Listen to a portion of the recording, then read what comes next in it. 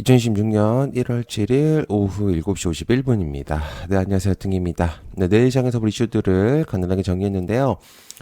자, 요즘에 한 가지 좀 공유를 드릴 게 있어요. 지금 영상이 계속 좀 업로드가 자꾸 늦게 되고 있거든요. 근데 저는 영상을 되게 일찍 만들고 업로드를 하고 있는데, 현재 지금 유튜브에서 너무 무분별한 채널들이 많다고, 그러니까 제가 얘기하는 건 주식 채널 얘기하는 게 아니라, 좀 AI로 생성되거나 좀 되게 막 합성을 해갖고 되게 안 좋게 만드는 그런 채널들이 좀 많아요. 그래서 그런 채널들 때문에 어떻게 보면 구글 쪽에서 좀 확실하게 좀 이렇게 영상들의 판단을 많이 내리는 것 같다고 얘기가 나오고 있거든요. 그래서 물론 저는 이제 제 목소리고, 그죠? 그리고 뭐 저는 이제 계속 했던 거니까 아마 이제 조금씩 이제 올라갈 건데 여러분들이 좀 그런 것들 좀 이해를 해주셨으면 좋겠습니다. 그래서 되도록 빠르게 업로드를 하고 싶은데 뭐 영상 때문에 필요 없는 불필요한 정보들을 뭐 할 필요는 없잖아요, 여러분들한테. 그래서 저는 항상 정보들을 여러분한테 공유를 할 때, 어, 좋은 것들만 공유하려고 하는 거라서 좀 시간이 늦어요. 그래서 좀 늦게 하더라도 아침에는 그래도 업로드가 될 거니까, 뭐 저녁에도 당연히 될 거고, 그래서, 그런 상황이 있다라는 거 한 번씩 이해를 해주셨으면 좋겠습니다. 그리고 오늘은 이제 텍스트도 같이 좀 공유를 할 예정이고, 마찬가지로 영상이나, 이제 뉴스라든지, 이제 같이 좀 공유를, 할 예정이에요. 그래서 이제 이런 것까지 같이 이제 공유를 드리겠습니다. 자, 그러면 시작해 볼게요. 자, 그 전에 여러분들, 야트님이 멤버십, 구독 한 번만 꼭 부탁드릴게요. 그리고 야트님 멤버십, 여기 3만원짜리 있습니다. 3만원짜리 가입해 주시면 제가 만들어 오는 여러분들이 실시간 이슈라든지 중요한 정보들, 공유 드릴 수 있으니까 많은 관심 부탁드릴게요. 자, 그리고 항상 좋은 내용들 공유하고 있습니다. 자, 그러면 바로 시작해 보도록 할게요. 자, 일단은 코스피 같은 경우 여전히 외국인 순매수 강하고요. 현대차 그룹 강세가 이어지고 의미도를 깊게 만들고 있습니다. 코스닥은 살짝 매도세가 있긴 했지만 추세를 엄청나게 죽이기는 어려울 거라고 생각을 하고 있고 한번 흐름이 타고 있는 그 증시는 웬만해서 막기가 힘들어요. 그래서 대폭락을 완전히 죽이기에는 이제 어렵기 때문에 여전히 저는 이제 종목들 바이앤홀드 전략입니다. 그래서 계속해서 저 보시면 좋을 것 같으니까 여튼 멤버십도 많은 관심 부탁드릴게요. 자, 삼성전자 파운드리 일단 요 내용이 뭐냐면 요 내용인데 삼성전자가 파운드리 최신 퀄컴 칩을 만든다. 그래서 이 나노 칩을 맡길 것이다. 해서 차세대 24조 원의 수주 요번에 있었고 퀄컴이 그러면서 이제 내용들이 있습니다. 실제로 과거에 삼성과 퀄컴은 접점점들이 되게 많아요. 이것저것 이제 진행이 되는데. 자, 근데 여기서 이제 포인트를 줄 수가 있는데, 이 퀄컴 칩의 파운드리, 그러니까, 대체로 만들어주고 있는, 그러니까, 어떻게 보면은, 우리가 만들어주는 거죠. 파운드리라는 뜻이.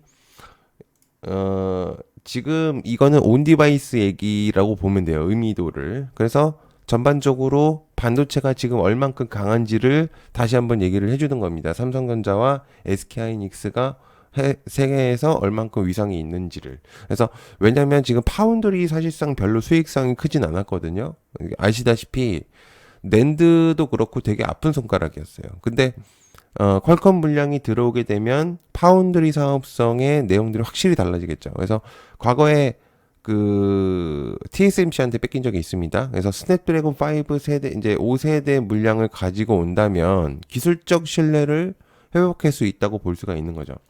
그래서 삼성전자가 지금 여전히 좋은 모습들을 보여주고 있는 상태이기 때문에 저는 계속해서 반도체들이 오늘 이제 조정이 사실 나오긴 했었어요. 반도체들이 이제 뭐 프리장에서 그러니까 넥스트 장시작 정규장 시작되기 전에 막 굉장히 크게 상승을 했었었는데 그러니까 전반적으로 그래서 그만큼 다 빠졌지만 여러분들이 보시기에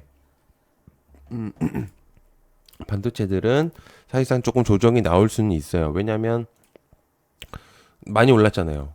급하게 너무 많이 올랐기 때문에 살짝 조정은 나올 수 있다고 생각을 하는데 추세가 완전하게 꺾였다라고 지금은 판단하기에는 어렵다라는 얘기를 드리고 싶습니다. 그래서 그런 판단들 계속해서 하시면 좋아요. 그래서 만약에 이제 보유를 하시고 계시거나 그런다면은 조금 더 지켜보셔도 되지 않을까라는 생각을 갖고 있습니다.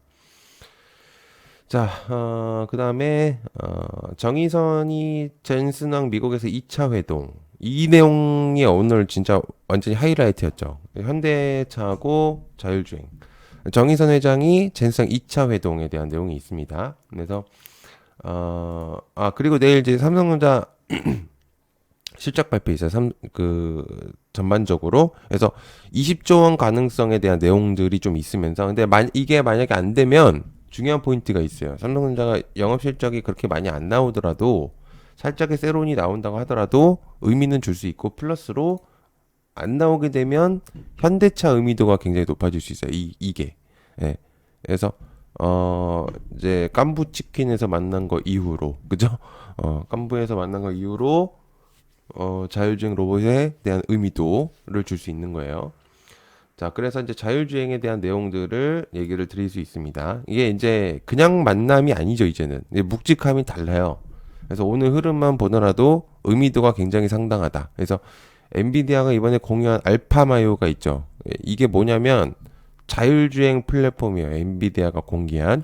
그래서 이제는 자율주행이 엔비디아까지도 영향을 주고 있고 이게 현대차가 탑재를 하게 된다면 이거는 완전히 의미 자체가 달라진다. 그죠? 다름 아닌 그 젠슨왕에 대한 의미도가 이제 있는 거기 때문에 이제 그런 부분들을 체크를 한다면 의미 자체가 다르다라고 볼 수 있어요.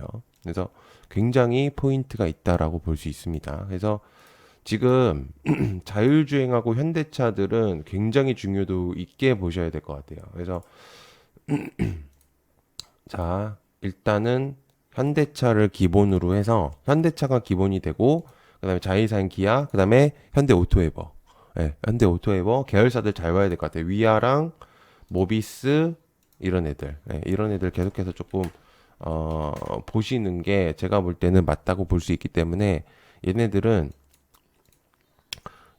계속 보셔야 될 것 같아요. 현대차, 오토에버, 모비스 얘네들 계열사를 보면 되겠고 현대무벡스도 이제 로봇이고 중요한 거는 이 자율주행도 의미도가 이제 높아질 수 있어요. 모바일 어플라이언스, PS 일렉트로닉 슈어, 스마트 레이더, SOS 랩, 피런티어.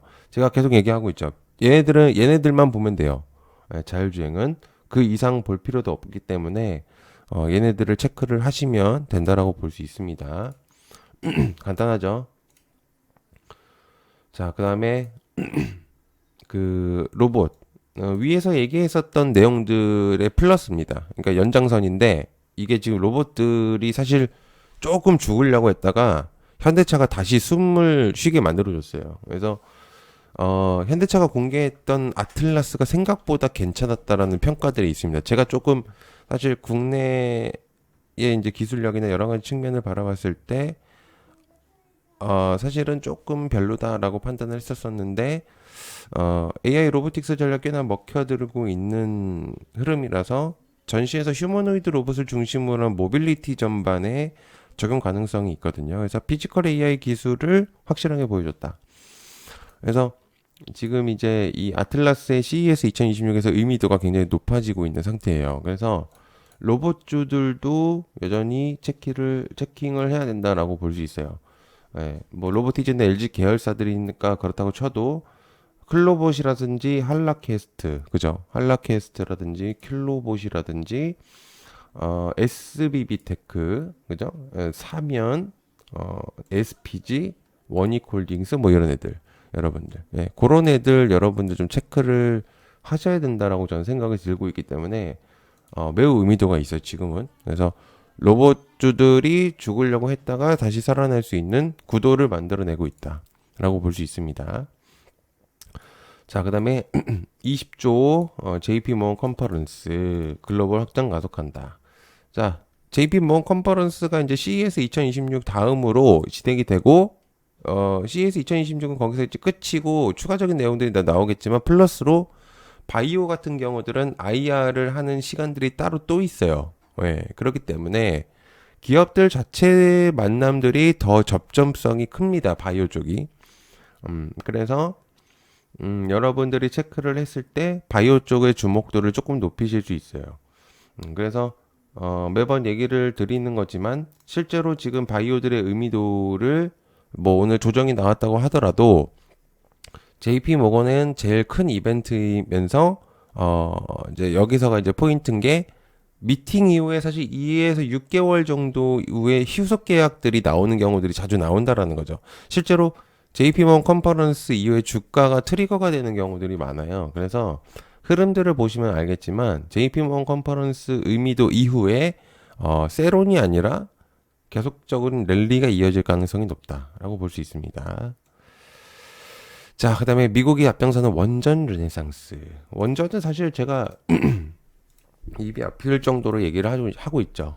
이거는 이제 뉴스를 토대로 하지 말고 제가 그냥 써놓은 거를 토대로 설명할게요.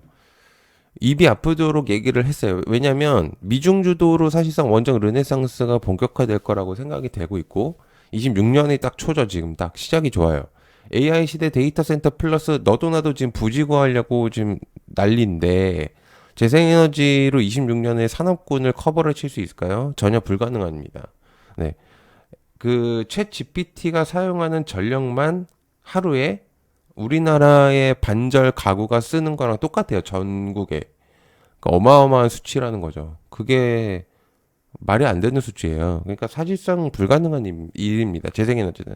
그러니까 아예 뭐 부정적인 의미가 아니고요. 플러스 뭐 에너지 믹스를 하거나 그러면 좋겠지만 중요한 포인트는 메인이 될 수 없다라는 겁니다. 그래서 안정적인 24시간 원전의 전력이 공급될 수 있는 거는 원전에서 비롯되는 거고 탈원전했던 나라들이 다시 원전을 갖고 온다.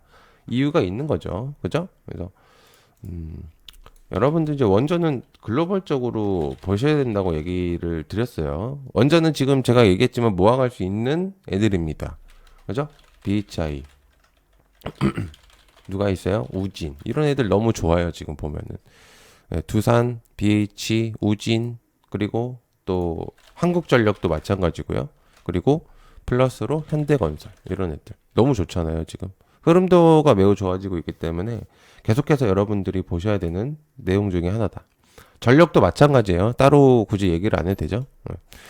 자, 그다음에 스페이스X 일론 머스크 연간 로켓 1만 대 생성하겠다. 이 내용인데 스페이스X 지금 이제 곧 준비가 되고 있고 스페이스X는 이제 중후반 IPO가 이제 진행이 되고 사실 이제 바로 이제 상장하지는 않잖아요. 그래서 지금 이제 포인트는 뭐냐면 이게 지금 양산 목표 1만 대를 제시를 했는데 프로젝트가 아니고 제조업 플랫폼의 산업군을 하겠다라는 뜻으로 받아들이고 있습니다. 저는 이게 뭐냐면 빨리빨리 해서 그냥 돈 벌겠다. 근데 이제 중요한 포인트는 뭐냐면 일론 머스크가 하고 있는 것들이 의미가 굉장히 큰 애들이 많다라는 거죠. 그러니까 사실상 우주 산업의 패러다임을 볼 수 있는 내용입니다. 그래서 나사에서만 가능했던 것들이 민간 기업이 사실 주도가 된다라는 거는 머스크가 굉장히 넘사벽인 인물이다.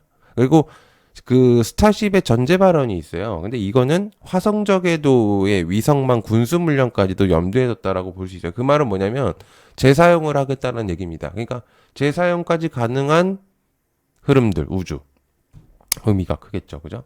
그래서 스페이스X 미래에셋 제가 얘기했습니다. 미래에셋 증권은 계속해서 봐야 된다고 얘기했었고 실제로 주가들이 펌핑이 많이 나왔고, 그죠? 얘기를 드렸어요. 안 한 것도 아니기 때문에. 그래서, 뭐, 많아요. 그죠? 캔코 같은 경우는 실제로 직접 그, 느낌이 있죠? 그죠? 얘도 마찬가지고. 근데 전반적으로 오늘 조정이 나왔지만, 실제로 종목들이 죽은 건 아닙니다. 살짝의 차익 매물이 나왔고, 경고 딱지가 붙었기 때문에 그런 거지. 실제로 오늘은 이제 다른 곳에 수급이 많이 몰렸으니까. 그 포인트로 보시면 돼요. 자, 그 다음에 중국의 히토류 수출 통제 일본의 격차를 늘린다. 이 내용인데요. 네, 이 내용이에요. 자, 근데 일본은 여러분들 아시겠지만 히토류, 그러니까 즉 네오디뮴 자석 비중이 높은 나라거든요. 히토류 쪽이 좀 중요도가 높은 애들인데 사실상 대체 조달의 설계가 필요할 겁니다. 그래서 물론 안 되진 않을 거라고 생각해요. 시간이 딜레이가 돼서 그런 거지. 그래서 공급선의 다변화가 존재를 하게 된다. 그러니까 제가 뭐 이런 얘기를 하면 그렇지만 중국과 일본이 싸우게 되면 인근 국가인 우리나라가 수혜를 받을 수밖에 없어요, 사실상. 그러니까 실제로 차에 대한 의미도가 낮아지게 된다면 현대차의 의미가 조금 더 높아질 거라는 생각이 듭니다. 제 생각에는. 그래서 제가 어제도 이제 얘기했지만 히토류들은 좀 난이도가 어렵긴 해요. 유니온하고 유니온 머티리얼이나 동국 RNS, 그죠? 막 이렇게 윗꼬리가 굉장히 많이 달리잖아요. 이게 쉽지가 않아요. 사실 여러분들이 트레이딩을 한다는 것 자체가. 그래서 뭐 삼화전자라든지 삼화전기라든지, 그죠? 이런 애들 대체품이죠, 그죠? 히토류의 대체품 애들, 이런 애들이니까. 그러니까 사실 여러분들이 하시기에도 괜찮긴 한데 단타로서의 목적이 큰 거지 실제로는 좀 난이도가 있을 겁니다. 자, 여러분들, 요 정도로 마무리하고요. 야생개미 멤버십 여러분들 많은 관심, 부탁드립니다. 여기 좋은 내용들 항상, 예, 공유를 많이 할 거고요. 26년도 정말 칼 갈고 할 예정입니다. 멤버십도 그렇고, 뭐가 됐든 간에, 좀 제가 해이해진 것 같아서 정말 열심히 한번 해볼 생각이니까 많은 관심 부탁드리고요. 고맙습니다. 감사합니다.